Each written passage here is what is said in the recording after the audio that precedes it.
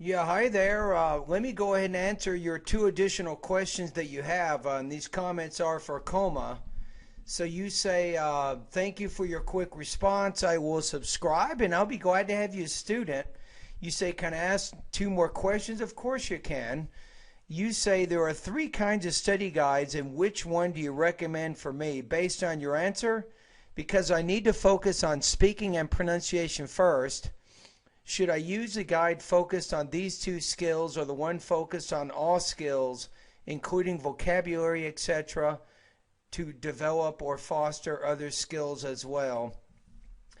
Your TOEFL score is already pretty high, right? If I remember correctly, you're 101 and you want to get 110, and your speaking was the lowest subtotal of all at 23 out of 30, right? So my message is, if you only want to focus on improving your speaking score,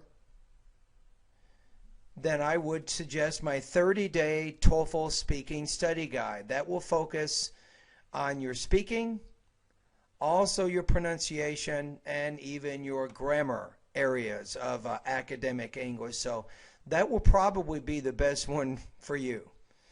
And if you need any other If I think you need any other lessons, I may suggest those as you're working in the speaking and pronunciation area of my course. For example, if you complete a speaking practice test and I think you need some vocabulary practice, then I'll recommend the vocabulary section. But based on your score, that's probably not going to be a problem.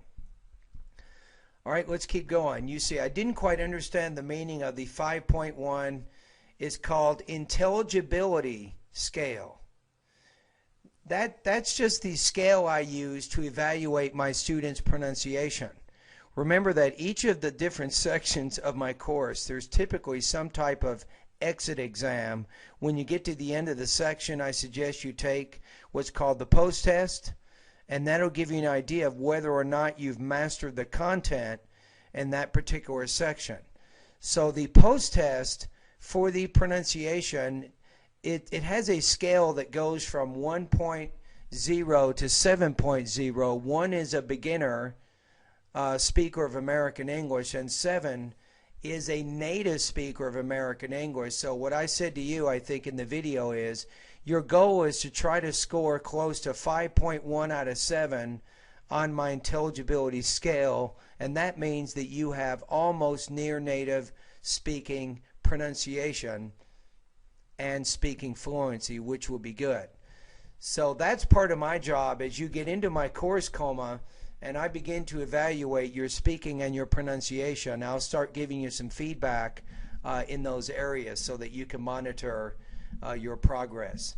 Now, whenever you're completing speaking practice tests, Koma, I'll give you a score just like you would get on the TOEFL, and you can compare it. I may say, for example, your score is 3.0 out of 4 or 23 points out of 30 on a particular speaking practice test. I will give you some feedback in 3 areas: in your topic development, your language use, and also your delivery, which are exactly the 3 areas you will be evaluated when you take the TOEFL IBT exam.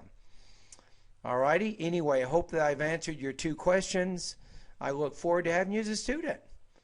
All right, do what you do. Whenever you have a question, send me an email. I'll try to answer you as quickly as I can.